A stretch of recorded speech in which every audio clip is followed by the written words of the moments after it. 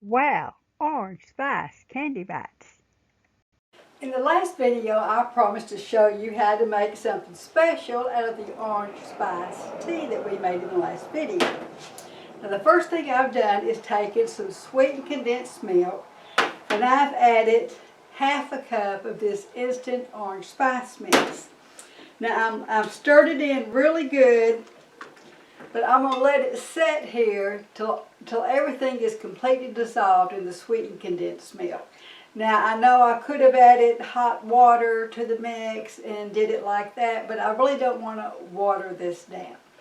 And I've been letting this set about 30 minutes. If you've got something better to do, you can let it wait an hour, whatever, just so you know that everything is completely dissolved in here. Now while I was waiting around, I went ahead and weighed up 18 ounces of this white vanilla flavored melting wafers. Now if you can't get this brand, that's fine. You can use this. Or just any, it's vanilla melting wafers of some sort.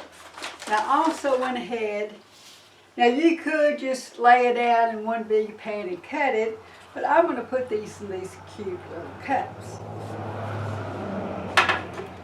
And I've set up my double boiler. I've got a pan of water sitting here, and I'm going to place this inside the water.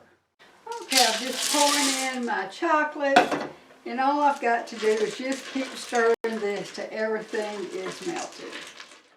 Okay, that's 1 can of sweetened condensed milk, 18 ounces of 3 cups of vanilla flavored melting wafers or chips, and then half a cup of the orange spice tea mix that we made from the previous video. Now I will leave a link in the video to that recipe, or you can scan this QR code. Okay, now I've got to tell you, when you're doing this, you really need a big sturdy spoon. Okay, now it's just a matter, I'm taking my little scoop, I'm going to put those in there like that.